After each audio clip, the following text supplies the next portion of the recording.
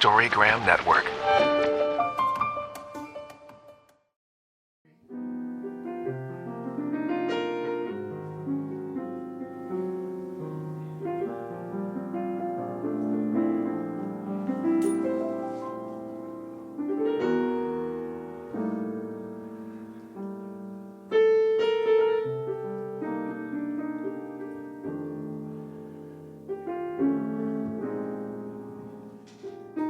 Hi there, Gerardo. Welcome to the Sonoma Community Center podcast. How you doing, Molly? I'm doing good. Don't Been you a feel while. relaxed? Yes, this music is relaxing, you know? Exactly. It's making it really feel like this nice rainy day, first day of October. Yes. It's fall. Yes. Rubén is playing some music back there. Exactly. This sets the tone because we have a special guest that's coming on the podcast today that I just met last night. Rubén is playing us some fine tunes. I'm feeling like I need a brandy sifter and a fire. You ever seen that movie, The Ladies Man? No. That's kind of what I feel. If you ever seen that movie, you're gonna get this. It sounds just like this. I'm feeling good. Well, let's call him over here and let's get down to talking, even though I could really listen to this all day long. Making it feel good. Kicking off fall. Gerardo, welcome back. We got a few things. We're going to call Rubén over, and he's going to say his last name since I don't butcher it. And thank you so much because he came in super last minute. By now. Our podcast guest was not able to make it, and you got some stories. Hey, it's me, Rubén Valtierra. How do you like that? Can you roll your R's? I can't roll my R's. Gerardo can. My name is Gerardo, so it has two R's in it. Gerardo. What's your last name? Diaz. Ah, Gerardo Diaz. Well, it's actually Gerardo Diaz Lerma. Lerma. Never heard of you. Hi, I'll be here all week. At Your least for waitress the as next well. hour. Try the veal. All right. Oh, so I have to So- apologize ahead of time. I'm very shy. Oh, Okay, yeah. so- I so got that all from my you. responses will be very monosyllabic. You know, Yeah. Yes, no. Our community center, have you been here before? Yes, I played a concert here with Cynthia Of Tarr, course. Cliff Hugo's lovely wife and wonderful singer. We're in the music room, and it's really her special place. This is a nice place, and I just saw the Exactly. box full of sheet music here. And you can borrow that. I just checked. And I'll absolutely. be butchering all these songs. Back up in the music room. Absolutely. This was started by Dan Ruggles back in the day. For those that want to know a little community center history, it's got all these boxes that had sheet music in it, and then it was separated last year. So Rubén is going to take some home. Yeah, I am, and I'm going to sell them. Tell us. Wait a So minute. where did you come from? Where did I come from? We're still wondering Everywhere. about that. We're still wondering about that. Where did I come from? You're in actually Sonoma born, now, I was right? born in Marin County In Marin County. and in San Rafael. Wow. Nice. I think I was the first child born in the Marin General Hospital. But actually, that's not true. I think that place was started in 51 or something like that. So I was one of the early kids. Where's your family come from? My family, my parents were from Mexico. Oh, no way. And my dad, we have a picture. We have my grandparents' wedding picture. Grandfather was the chief of police in Guadalajara. But I hear he was a communist, so they ran him out. But he's there in the wedding picture. He's about 65 in his uniform, is looking very So, stately. And from very, Mexico Yeah, and from Mexico. Guadalajara. And Guadalajara, well, that's where he A mix? ended up. What about your parents? Oh, I'm still working on my grandparents. Okay. Because I think you might appreciate that he's there. He's about 65, and his bride is 15. Well, that's how it was those days. Back in the days. Yeah. Back in this the is a little days. never Yeah. something like that. And then my dad was offered a gig up in from Mexico City, and so he took the. What did your dad train. do? He came up and he was working in the canneries up here when they existed, Okay. and so he came. He took the train all the way up here, and then he settled in San Rafael, and the rest is history. And I remember siblings. I've got a brother. Okay. And two sisters, and they're older. and they're tax preparers. They don't Wait. understand what I do. Fill us in, Rubén. Tell everybody what you do. Well, for my day gig for the past couple of years, I have been the keyboardist with Mr. Weird Al Yankovic. And so I guess your listening population your listening audience has heard of me by now. Who's that guy? He plays with Weird Al. Yeah, I'm the new guy. I've been with Al for about 35 years. Wow. You're the new guy. Comedic odds. One of my son's teachers, he said that he used to play with Weird Al. What's his name? His name was Kobe. Kobe? Yeah. His name was Kobe. He's a big, tall guy, long hair. Oh, yeah, Kobe Bryant. Great basketball player. No? What do you play? I don't know. He used I don't to believe me. him. I've never heard of him. No? No. Huh. We have to phone him. Maybe I'm butchering his name. Yeah, you are. Yeah. I'm Mexican. I can't pronounce some other name. Oh, come on. You can say Rubén. Well, Rubén is fine. See? Better than me. No, say Rubén. See, it's very nice. But people call me, hey, Rubén, is what? There's a sandwich. It's a good sandwich. You love it. See, he loves it. You like it. I love it. I'm going to call Rubén sandwiches. Which one of these is you up here? Is that you? No, I don't sing. We're looking at the pictures. There's actually posters and pictures plastered all over this room in the day. Call me Mr. Spin. Hey, ask me anything. I can spin it. Anything you want to ask.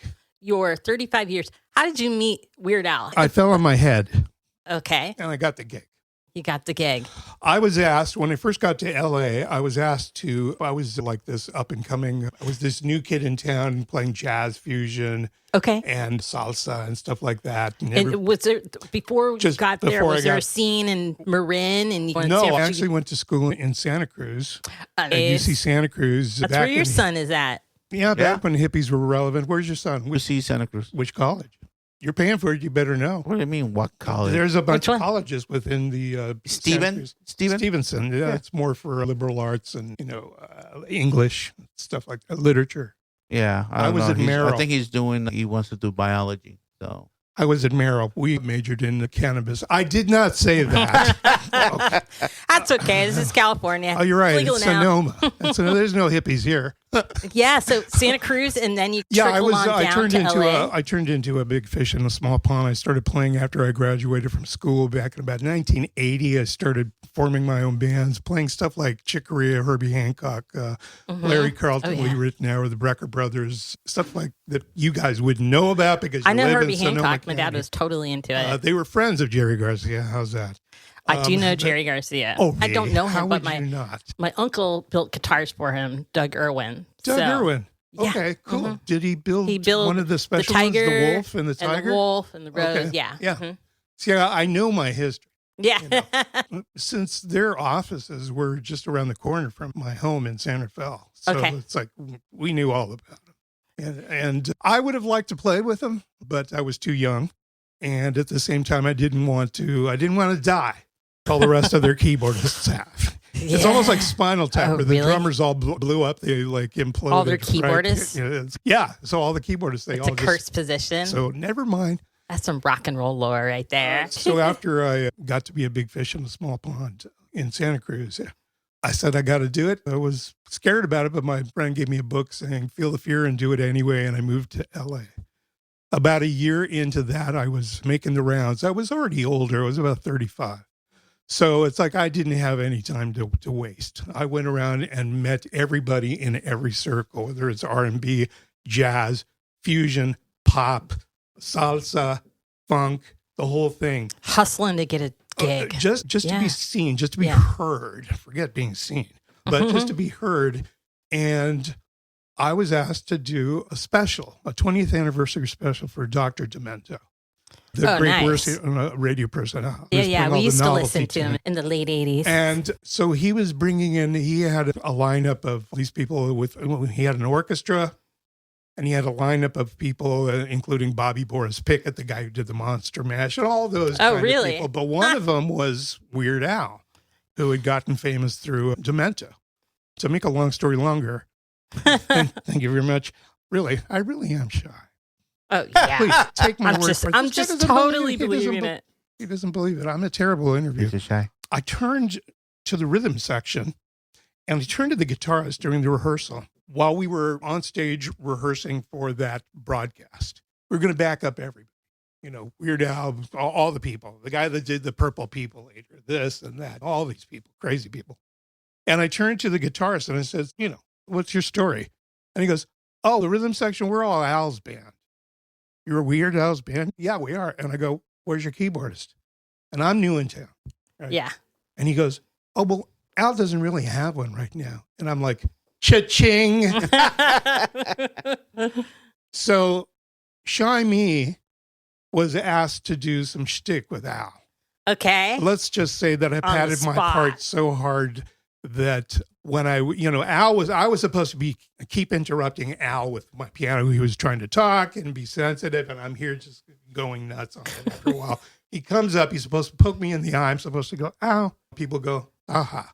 Well, when he came up, I shoot him away like 3 times. He finally got... This is on a recording of Dr. Demento. Yeah, this right? is the broadcast. This is a TV broadcast, TV special. And I started shooing him away, and he's, what? Well, what's going on here? And finally, he comes up to me, pounds me on the back, and says, and I turn to him and go, what the do you want? And he takes his 2 fingers and slams me in the forehead. You're supposed to be poking my ass out. I go flying off a 5-foot riser, tearing curtains down and everything, and slam onto the floor, right on my head. Everybody went completely nuts in the audience. They stopped the production. They came over to find me, all drenched in blood and this and that. And they found me on top of a giant bunch of pillows, big pillows that I had found. How lucky did you get? I had found them backstage, and I set it up. No. Because I wanted that gig. So he phoned me up a couple of months later. I was playing in France doing some residency, and they phoned me up and said, Al, really what you did, would you be interested in touring with him? And that was in 90, and the first tour was in 92. And I've been with him ever since. So I started with him in about 1991. And you guys were just here at the Green Center at Sonoma State. Yeah, we broke the attendance records. That's what I heard from you. Yeah, that's what I was told. A reliable source. That's what I was from told. You. We just finished the first leg of our U.S. tour, North American tour. I was out for over 4 months. Yeah. I've been back for about 3 days, and I've been sleeping 24 hours a day all that time. We got you off a tour, huh? Yeah, pretty much. All right. I'm happy to say that every venue that we played was sold out. Amazing. Every venue. That he still... So little places like Madison Square Garden. Yeah. Red Rocks in Colorado. You got any tour stories this time around? Nothing that I can tell the public. No, it's not like that anymore. I'm an old man. My Metamucil shipment didn't arrive. How's that? It used to be where we'd be in our bunks and somebody would walk by with a girl or something. And nowadays they walk by with their colostomy bag. I didn't say that. Okay, I'm sure your audience is waiting. That's all right. They're waiting for me to talk about Chardonnay and Cabernet Sauvignon. You can talk to my wife about that's not our audience. That. No. It's not? No? Let's say our audience they listen if they're interested in arts and stories and musicians and all of that. But I think actually our biggest podcast, do you know UFO Jim? UFO Jim, you want to talk about UFOs? Let's talk about UFOs. Yeah, no. Talk about I anything. feel like I should get you two in a room together because you have some stories to share. But so you want to lock us up in a room? Yeah, okay. Yeah. Call the police. Get la chota. So for the 35 years in between, I almost played with Malo. Yeah. No, I did play with Malo. Oh yeah. They asked me to. Malo, that's a Latin rock group that was formed with Carlos Santana's brother, the guitarist Jorge. Nice. And she's young. I'm not young. When did you graduate high school? 90. Last year? I'm old enough to know about Dr. Demento. We used to listen to that. But you don't know who Malo is. Suavecito, no, I mi don't. linda. You never heard Suavecito? No. Okay. I'm sure I will afterwards. I'll be Punch going it to up, look for Gerardo. it. Play it for her. Punch it up. Play it for us. Suavecito. Yes. She'll know it after one bar. Maybe. Okay. Anyway, yeah, Winterland. Went there, saw Journey's first gig at Winterland. Journey's first gig? For her very first gig. This is it right here. How did we get onto that? I don't know, but I like this little sidetrack. We're just flowing here. Oh, Just yeah, yeah. going. We're I just told going. you to spin. I could spin anything. So 35 years. You're off and on with Weird Al. What other bands you tour with? No, I mostly stay with Al. I actually Amazing. did The a money thing- maker. I did a thing with. Oh yeah, I started with Al when he had a little 16 millimeter projector on the middle seat in the front row of the audience, projecting onto like a bed sheet. you Oh, know? really? Yeah, Good as a to know. screen. And now it's like the giant thing. I'm telling you, all the major vocalists, all the major stars bow to Al. I've seen it. I've got video if you want to see it. They just bow because, as Nirvana said about 35 years ago, they said, we knew that once Al did one of our songs, we had made it. You made it. We had finally arrived. Oh, no way. Is what they said. And we've been playing like it Smells Like Teen Spirit or Smells Like Nirvana, as he calls it. We've been doing that for 35 years. Know that And one it's- real well. Oh, yeah. My brothers were all Weird Al guys. In fact, our coworker Josh just found out, and he's, Yeah. that was my first album. Yeah, Weird the Al Christmas, Yankovic's no? Like the Christmas Christmas? special. Oh, wow. Yeah. So that's me on a bunch of the recordings, a bunch of videos and stuff like that. I'm And going back. the thing is that, let's look at it this way. Think about having a boss for 35 years, okay? When's the last time you had a boss for 35 years you've never heard him raise his voice? Wow. Ever. He strikes me as a Ever. person. And he knows exactly what he wants and knows what he wants to do. There's a certain Latino guitarist who's very famous from this area, very famous Latino guitarist. He doesn't read music, he doesn't write, but when he gets mad, he'll yell something like, I need more green. That's Okay. más amarillo, a little more yellow. It's like, or no, that's too purple. And he's screaming at people. Al knows exactly what he wants. He writes everything out. He writes all the vocal, all the horn parts, everything. Oh, wow. He produces all the videos. He produces everything. Why wouldn't I want to stay with that guy? Absolutely. Is he open for like collaboration and feedback and that kind of stuff? With certain people. Yeah. Usually not with he'll ask our opinions of what we need when he's recording something, but he actually collaborates with people. I'm not keeping you awake, am I, over here? Okay. Takeshi's the sound guy. Takeshi. Well, what are you looking up? Burger King? No, not that. Anyway, he collaborates with people like Lin-Manuel Miranda, Hamilton Yeah. Dude, and Yeah. all those kind of people. And when we sold out Madison Square Garden, Stephen Colbert asked him to be on the show the night afterwards. And they went on. Him and Lin-Manuel came on and did a bit, Oh, And nice. he's Jimmy Fallon's that was his first concert. And he brings Al on. I suspect that Jimmy Fallon was highly influenced by Weird Al. A little bit. I feel like, A little bit. He actually opened for us probably 30 years ago, somewhere in upstate New York or something. Jimmy Fallon? Yeah. When he And was like 10? Yeah, pretty much. And I really didn't know who he was. I think he was getting his start on Saturday Night Live. Gotcha. But so that's basically, Al is a superstar. People may not want to recognize it, but he is a superstar. He walks in a rarefied air. He can be what he considers normal. But do you remember the Warner Brothers cartoons? You remember Foghorn Leghorn? The Oh, big yeah. old chicken is like, I say, this and that. And Gerardo does it. What are you, 21? I say. Thank you very I much. remember it. And then he had a girlfriend, a chicken with a bonnet, and she's a little old lady. She had a little baby chick, her son, with big giant glasses, and he was just. I remember that too. He was like this boy genius. Yeah. That's Al. When we're on the Totally. bus, we're in a room. He's not Daffy Duck swinging from the chandeliers. He's in the corner, and he's sitting down, and he's working on stuff. He's Zappa. He's like Frank Yeah. Zappa. I kind of get that Yeah, feeling. because he knows exactly what he wants. He knows exactly what's going on.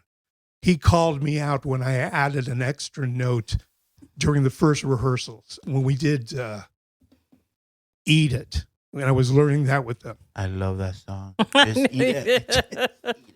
There's a chord progression and it goes down from A minor, if anybody's interested, and it goes down to F. And what I did is I kept the top note of the chord, A minor. When it went down to F, I kept it. And that turned it into a kind of a jazzier sounding chord. The band said, yeah, that's cool. I'm like, thank you. And it was my first time playing with them. And at the end of the tune, Al says, Rubén, and he's going to congratulate me and everything. I'm, yes. And he goes, bar 243, the and E of 4. In other words, 1, 2, 3, 4, that note. Was that an E4 in the middle of that chord? He hears it all. And I'm here like, why, yes, it was. And he goes, why? And I'm like, huh? I'm like, because it sounds cool. And he goes, it's not on the record. Don't play it. Oh, yeah. Yeah, he's a control freak, but he knows exactly what he wants. Now, you can have all these other radio personalities who do their kind of parodies. You know, like instead of My Sharona, he could have done Juan Corona. He doesn't even know.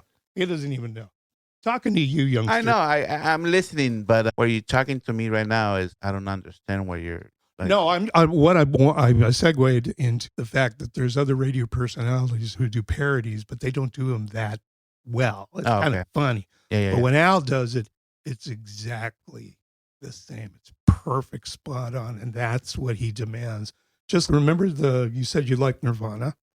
Yeah, I saw Nirvana. You saw the video, days. right? But I don't know if you remember, but the first couple of times people saw it, they were thinking it was Nirvana, like the video. They thought it was Nirvana until the cheerleaders raised their arms and you could see all this hair under their armpits, right? And when people said, wait a minute. To come back wait. And then they saw it was Weird Al and they go, oh. You know, I haven't seen that one with Nirvana. I've seen Eat It, but not There's going to be a lot of things we'll be looking up after this. Eat It's almost exactly the same, too. And that was his thing that, like, it had to be exactly the same.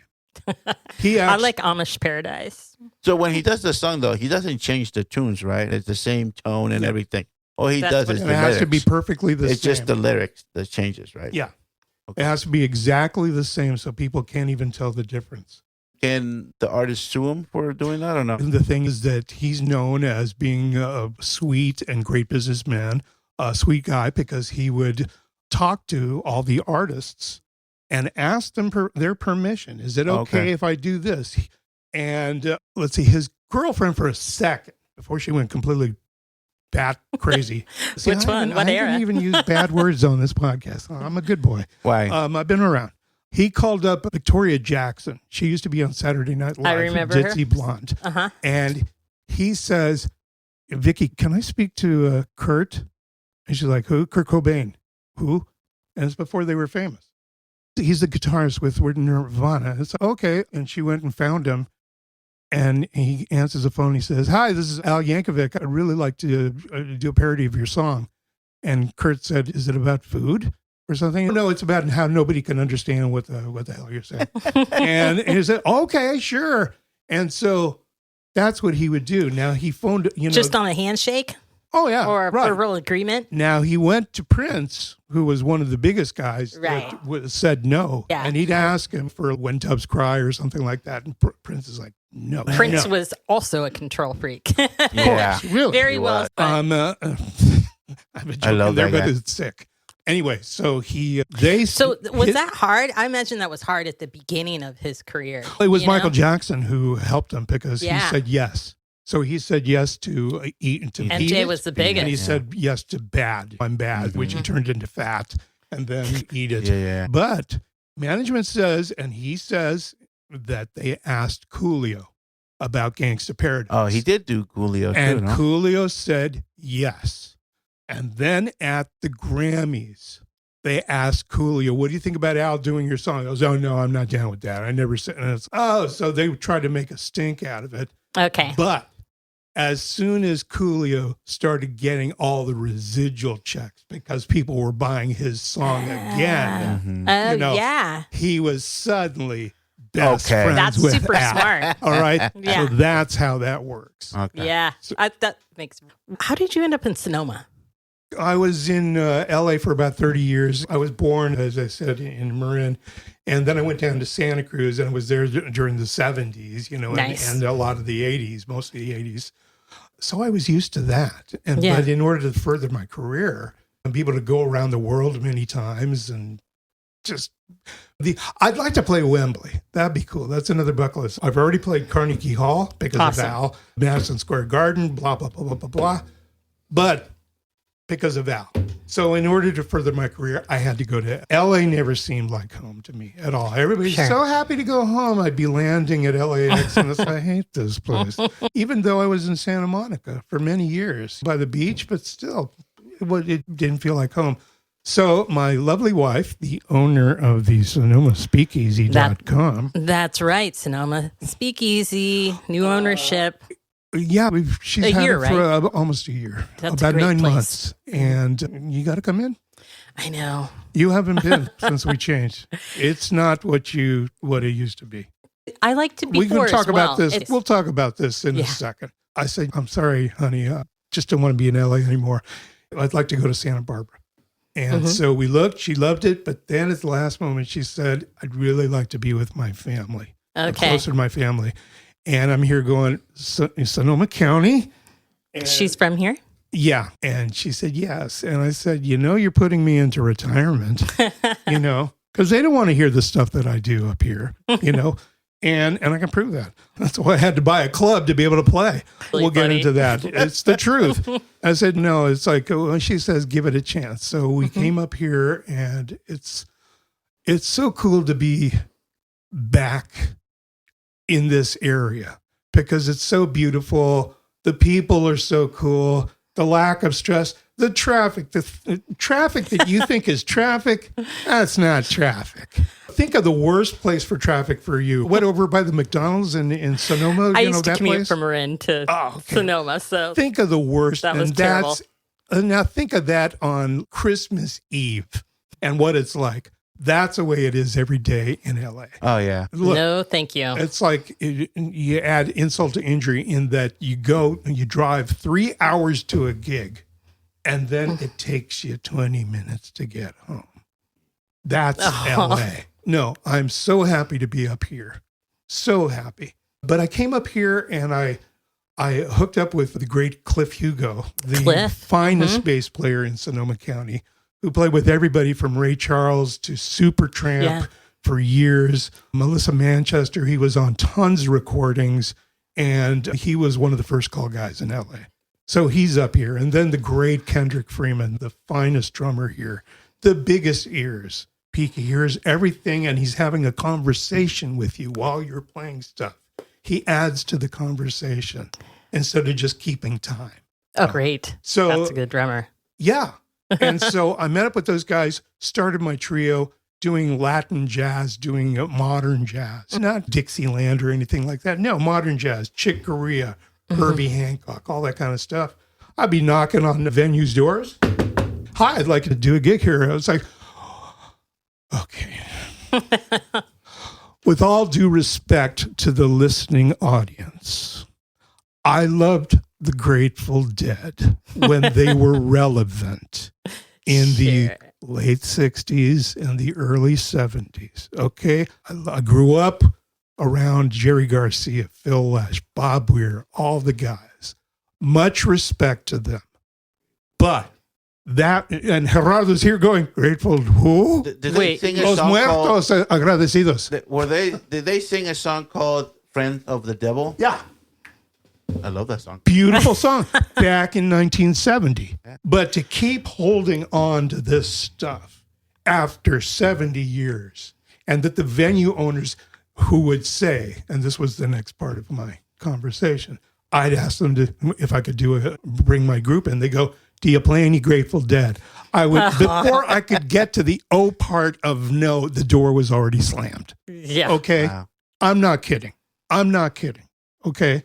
So when we were offered the Sonoma Speakeasy, I laughed because they say, "Wait, I don't want a club. Come on, give me a break." And lovely Ladonna said, "Buy it." And I'm like, "Get away." Well, That's your what are you wife, talking right? about? That's my wife. Uh-huh. And I said, "What are you talking about?" And I don't want a club. And she goes, "It's for me. I want it." And I go, "Get out of here." And she goes, "Buy it." And I'm like, "You got this?" And she's, "I got this." Now, she has run universities of nursing. Okay. She has run hospitals. She ran a hospital as soon as she got to Sebastopol. They asked her to be. She did one day there. They came up. The board came up to her the next day and said, "Will you run this hospital?" Because the creds that she had. She said yes, and then she said, "No, I don't want to do this anymore." She got burned out. But so I knew Buy that a nightclub. I knew she could handle it. First of all, the nightclub is not over in the outskirts of Grayton or something. Yeah. It's right on Sonoma Plaza, folks. It's a small little speakeasy feel, hole in the wall. You got to go around a little corner and there you find it. Mm-hmm. And because of the connections that I've made over the past many, many years, I'm able to call in favors from people. I've got Dave Matthews and Tony Lindsay from Santana coming in. You've heard of Santana, Gerardo, haven't you? Dave Matthews. Is it Dave Matthews Band, though? I love Dave Matthews Band. No, it's not Dave Matthews Band. The Americana do. It's from Santana. Okay. So I got his people coming in. I had Steely Dan's musical director, the guitarist, Drew Zing. He was going to come in. Unfortunately, he passed away. So I've got Pamela Rose from Zazu Pitts, and she's the first lady of song. And I had Annie Sampson. We've got Volker Striffler, the greatest blues player on the west side of Sonoma County, and he's coming in with Gary Silva, who played with everybody: Chuck Berry, Bo Diddley, Bonnie Raitt, on and on. Basically, what I'm trying to say is, look, I respect and I love all the little places around, but I've got the connections to bring in great people who come in and see that I have totally tricked out the venue. I've got theater drapes all the way around the stage so that the band can play loud and you can still talk. Okay. Oh, that's because everything. when we're like 15 years old, like this kid here with the hair, you just want to party and shout and scream. But when we're our age, when you're not our age, because I'm like 50 years older than you, and don't I act it? I told you I was shy. Anyway, you want to talk? That's amazing. You don't want to be blasted by stuff. So I went in and I tricked out the monitor system. I've got them up on the ceiling. Great monitors. Great fronts, a PA system. I've got a great mixer, a touch mixer, a QSC, where basically you touch the screen and the faders go up and down, and then you can save it as a preset for that band that comes in. So when this band comes in, we've got some sound tech people. Takeshi's just nodding his head right now. They're just like, who do you like in town? Who do you go see? Who would you go see in town? I do have a bunch of musician friends. Sometimes I see Takeshi and we go see a little punk rock club. Okay, so what's the name of the group? What's the name of the group? My favorite is Fleaves, my new favorite, and he's Latino out of Santa Rosa. He's amazing. I love him. So I want to speak to him. We're basically, I'm bringing in the best. It's like there's little places that will not be mentioned, but they're for tourists. You go not where we go, Takeshi. Okay. EBI. I really like Adam. Is Adam the guy that comes? Adam Trom? Yeah. I really like him. Have you heard of Sean Karskaden? Oh, Sean used to teach here. We love Sean. He's in the circle. So we bring that element in. Yeah. Mikey Cannon. I know Mikey. Okay. Jeremy Heineman. No. Books, harmonica player. Not yet. Amazing blues harmonica player on the West Coast. You've got to come in and see Volker Striffler. He played second guitar with Robin Ford. Okay. Robin Ford. You don't know Robin Ford? No. Oh my God. Look up Robin Ford. He's one of the finest blues guitarists in the world. Okay. The Yellow Jackets. Have you heard of that? The TV show? Oh, no, the band, the Yellow Jackets. Funk Fusion. I'm looking at Takeshi. Okay, that's Robin Ford. Okay. He knows. Volker was Robin's other guitarist. Okay. Volker's so good that Robin had to come over one time and say, please, could you just tone it down a little bit because you're stealing my thunder. For Robin to have to say that, and Volker is a sweetheart and totally tasteful, plays his butt off. No. Amazing. This is what we're bringing in. And then don't get me started, even though you should, about the different groups and the different demographics that we're bringing, especially for the women's causes. Okay. Women's music. I love it. Okay, so I've already spilled the beans once before, but I'll spill them again. You know that we have karaoke. Do you know that we have? Oh, because you haven't been. Hey, I'm a very busy person. They keep me busy around here. Ladonna and I have a teenager. Brought me the I am idea now. of queerioke. That's fantastic. I love that. We're supporting all the different groups, all the different LGBTQ, demographics, and the people yeah. that need support and people that need a place to feel safe. Absolutely. You know, I'm not saying we're turning it into a gay club and this and that and be scared. No, come on. We're here supporting everyone. So on one night, You should work. There's some great organizations to work with, yes, positive images and stuff. We are getting in contact with them. That's what we're about. We are bringing the best. And he's rolling his eyes. Nah, he's just hungry. Oh. What you want? You want punk rock? Is that what you want? You want punk rock? 12:19 is my lunchtime. I used to listen to heavy metal though. Yeah, he's a metalhead. So the thing is that my idea is also to have new band night. New bands, kids that are over 21 and just getting started. That's amazing. Have no place to play. All right.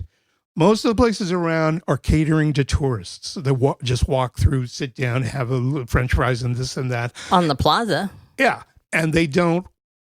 Sometimes on the plaza, yeah. But that's a big sign-up sheet and whatnot. I'm going to have new bands. We're going to provide them a venue with a great stage, great sound system, built-in audience, this and that. The place is so small. Come on, it holds about 50, 60 people. Yeah. If you can't pack the place with your parents, at least, come on, then you got no business even trying. But we're going to give them a chance, a place to get good. So basically, we're here to support the music community and beyond for Sonoma. And a couple are my ideas, but it's all Ladonna.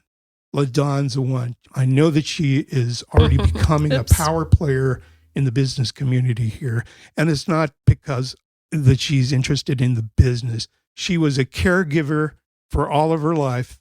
She wants to keep giving to the community. Fantastic. And that's what we're about. You're in the right spot because that's what the Sonoma Community Center is all about too. That's why I wanted to talk to you. Yeah. I'm you excited. need to come in. I listen to Bill Evans. I listen to Chicory. And that's what my group is doing, my modern group. Great. The guitarist I was telling you about is Brian Pardo. And so I'm adding to the trio. I'm also adding Rod Sudduth on sax, who used to play with the group. I guess you haven't heard of them. They're called Huey Lewis and the News. Have you heard of them, Gerardo? No. You know Dow. No. Gerardo doesn't know. I need a new job. I know. Yeah, I'm not even going to try to sing. Really? a long time ago. The Heart of Rock and Roll? The Heart It's of like Rock the and 80s. Roll. No. I need a new Mexican. drug. It wasn't I need a new job. Remember, I need a new I'm drug. Mexican. Listen to Plus mostly he is Mexican. younger. Okay, we're bringing in Pedro Infante, There you Jorge go. Negrete, Pedro Infante is where I'm from. Luis Miguel. Really? Where? Mazatlan, Sinaloa. Oh, I like that place. Yeah. I liked it before. I went there in like 1964. Oh, beautiful. Yeah, there was nothing there. It Yeah. was great. It was great. Yeah, you yeah. know. So, But now, no. Do you still have an audience? Let's look I at know. the- Oh, there's Actually, one we person. do got to wrap it up. Oh, that's my mom. Okay. And yes. Oh, she's telling me to shut up. Okay. Sorry. Were you like this as a kid? so Rubén, you love Mexican food, I'm pretty sure. Yeah, let's get to the lunch part because this Yeah. always ends with what's for lunch. It's our segment. Are we doing lunch? Yeah, we can do lunch. I for like sure. This Laja. guy's Do you like Laja? La Hacienda. Yeah. You like, the La place? Hacienda? Yeah. The original one or the one over here by Fifth Street? Oh, there's another one? Yeah. On 5th Street? Yeah. No, the one He's- on the 12th. Yeah, 12th. He's Yeah, going to that's tell the you about a new original one. trick on Tuesdays. Oh, yeah, Well, Taco Taco Tuesday. Tuesday. Taco No, Tuesday. we rehearse at 10 o'clock in the morning, and then we stop for Taco Tuesday. Nice. Gracias. Nice. These guys I know do what the I'm same doing. thing. Yeah, yeah. No. Oh, looks What's- like my mom just signed up. Okay, so we got 0 people here. So what's your favorite place in Sonoma? My to go to favorite place Yeah. to go eat? Yes.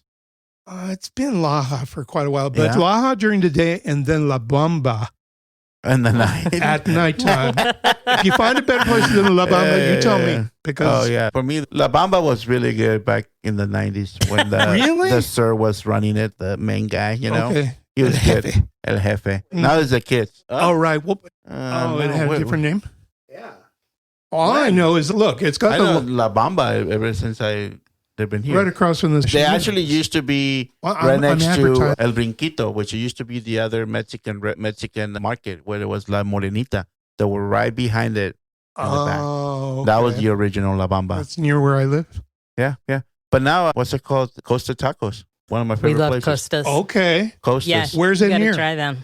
They're everywhere. They're Nights tonight. Wait, what's Starling the- Bar. They're at in the- Starling parking lot. Okay. Yeah. Fridays see they're 'em over at the gas station on the highway. Yeah, Which the gas station? 76. 76 across from Sonoma Fit. Yeah, the this is car really wash. getting local.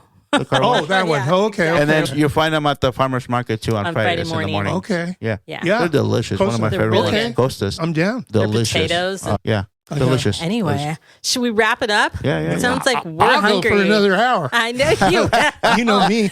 I'm sorry for being such a bad interview. No. Please. Thank you So, for yeah, I was shy. stepping in last minute and sharing your stories. This is amazing. It's we will have you back. It's my pleasure, and everything I told you is sincerely honest. We are here to serve the community. We Amazing. are. We're not here to serve the tourists. They're welcome, but Yeah. we're here to serve the community. We- How cool That's is what this we're here. that I'm retired, but I still have a purpose in that I've got a place to play Yeah. anytime I want. So I'm rehearsing. I'm making things better. I'm vetting groups. Yeah. I don't know about the punk scene. I don't know about the Romeo Void or We'll anything. take you over The to big Crosstown group. to El Verano Inn. Let's wrap it up, folks. We'll take it offline, but I want to thank everybody for putting up with me. Please be sure to go to SonomaSpeakeasy.com. Thank you. Gracias. I don't know what this guy wants, but a haircut? make it a gin and tonic. Make it tequila. Sure. Yeah. Whatever you want. Whatever you want. Well, muchas gracias, Rubén. Yeah. Thank you, Rubén. Un placer. Un Un placer. placer. A pleasure. Domo arigato. What, Louis? ¿Cómo que Louis? Anyway, thank you.